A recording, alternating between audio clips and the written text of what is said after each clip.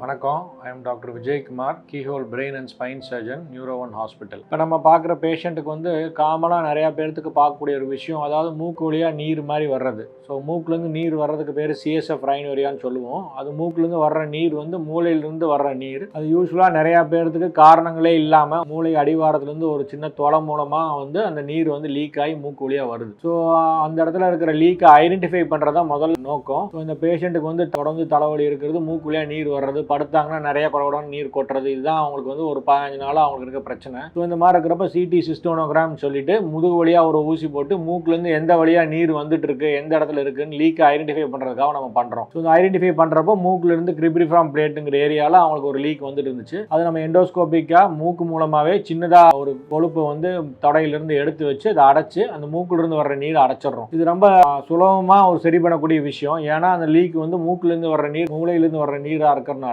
எந்த நேரம் வேணால் அவங்களுக்கு மூளைக்காய்ச்சல் ஏற்பட்டுடலாம். ஸோ அது தொடர்ந்து கவனிக்காமல் விடாமல் டக்குன்னு பார்த்து ஐடென்டிஃபை பண்ணி அது சரி பண்ணுறது மூலமாக அவங்க கம்ப்ளீட்டாக ரெக்கவர் ஆகிடுவாங்க. இந்த மாதிரி மூளைக்காய்ச்சல் வர்றதுக்கான ரிஸ்க் இருக்காது. நார்மலான லைஃப்பை அவங்களால லீட் பண்ண முடியும். வணக்கம், என் பேர் விதுபாலா, வயசு 43, தஞ்சாவூர் மாவட்டம் ராஜாமடத்துலேருந்து வந்திருக்கேன். எனக்கு வந்து சளி பிடிச்சிருக்குன்ட்டு இருந்தேன். பார்த்தா மூக்குலேருந்து தனியாக ஊற்றிக்கிட்டு இருந்துச்சு. சமைக்க முடியலை, வாசம் கூட்ட முடியல, எதுவுமே பண்ண முடியல.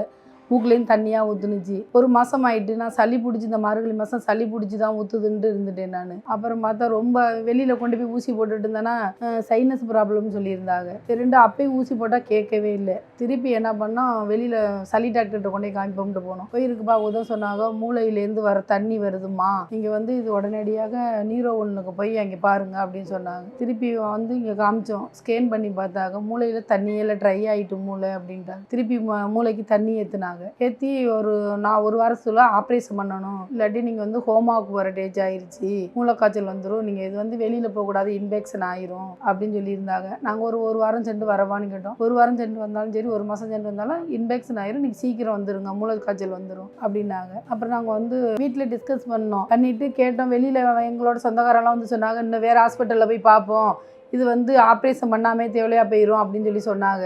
இல்லை நாங்கள் இங்கே போய் பார்க்கலாம் அப்படின்னு சொல்லிட்டு தான் 10 நாளையிலே வந்துட்டோம். வந்து ஆப்ரேஷன் பண்ணியாச்சு. பண்ணிவிட்டு ஒரு வாரம் தங்கியிருந்துட்டு தையல் பிரித்து விட்டாங்க. போயிட்டு நீங்கள் வீட்டில் வந்து ரெஸ்ட் எடுக்கணுமா, ஒரு மாதத்துக்கு கூட்டக்கூடாது, சமைக்கக்கூடாது, அது மாதிரி சொல்லியிருந்தாங்க. நாங்கள் ஒரு மாதம் வரைக்கும் ரெஸ்ட் எடுத்துருந்தேன். எடுத்துகிட்டு மறு செக்கப்புக்கு வந்தோம். வந்து செக்கப் பண்ணதுக்கு பிறகு நீங்கள் வீட்டில் நார்மலாக எப்போதும் போல் வேலை பார்க்கலாம். இந்த ஹாஸ்பிட்டலில் போகிறப்பே நீர் வர்றதெல்லாம் நின்றுச்சு. மூக்குலேருந்து நீர் வர்றது, தலைவலி எல்லாமே நின்றுச்சு. 2வது செக்கப்புக்கு வந்திருக்கோம். டாக்டர் சொன்னாங்க, நீங்கள் வீட்டில் எல்லா வேலையும் பாருங்கம்மா, எப்போதும் போல் நார்மலாக இருங்க, வெளியில் போகிறப்ப மாஸ்க் மாட்டிக்கோங்க, புகையெல்லாம் தண்டக்கூட மாஸ்க் மாட்டிக்கோங்க அப்படின்னு சொல்லியிருக்காங்க. விஜயகுமார் டாக்டர்கிட்ட தான் பார்த்தோம். ரொம்ப நன்றி இந்த சாருக்கு.